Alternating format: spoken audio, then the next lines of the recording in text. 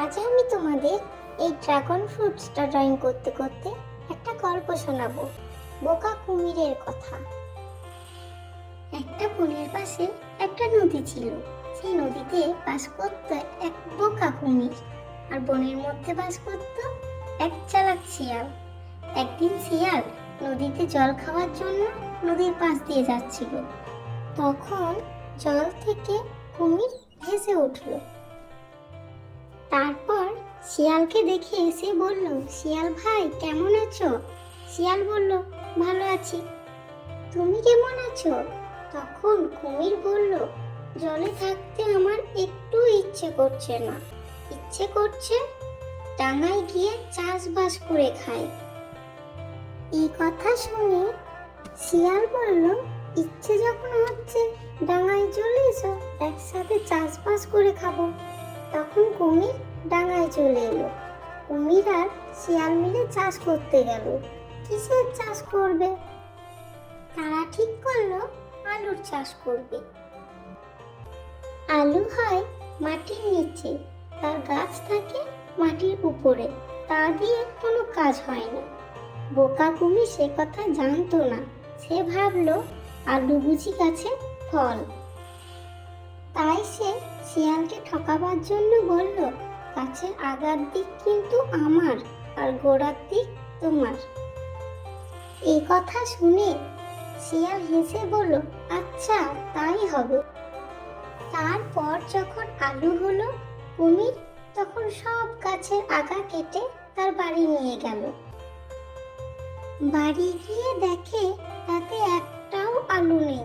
তখন সে মাঠে গিয়ে দেখলো শিয়াল মাটি খুঁড়ে সব আলু নিয়ে চলে গেছে। কুমির ভাবলো, তাই তো, এবার বড্ড ঠকে গেছি। আচ্ছা আসছেবার দেখব। তার পরের বার হলো ধানের চাষ। এবার কুমির কিছুতেই ঠকতে রাজি নয়। মনে মনে সে ভাবলো, এবারে আর ঠকলে চলবে না, খুব ভেবে চিন্তে বুদ্ধি বের করতে হবে। তাই কুমির আগে থাকতেই শিয়ালকে বলল, ভাই এবারে কিন্তু আমি আগার দিক নেব না, এবার আমাকে গোড়ার দিক দিতে হবে। শুনে শিয়াল হেসে বলল, আচ্ছা তাই হবে। তারপর যখন ধান হলো, শিয়াল সে ধান শুদ্ধ গাছের আগা কেটে নিয়ে গেল। কুমির তো এবারে ভারী খুশি হয়ে আছে, ভেবেছে মাটি খুঁড়ে সব ধান বের করে নেবে। হাই কপাল, মাটি খুঁড়ে দেখে সেখানে কিছুই নেই, লাবের মধ্যে খড়গুলো পেল।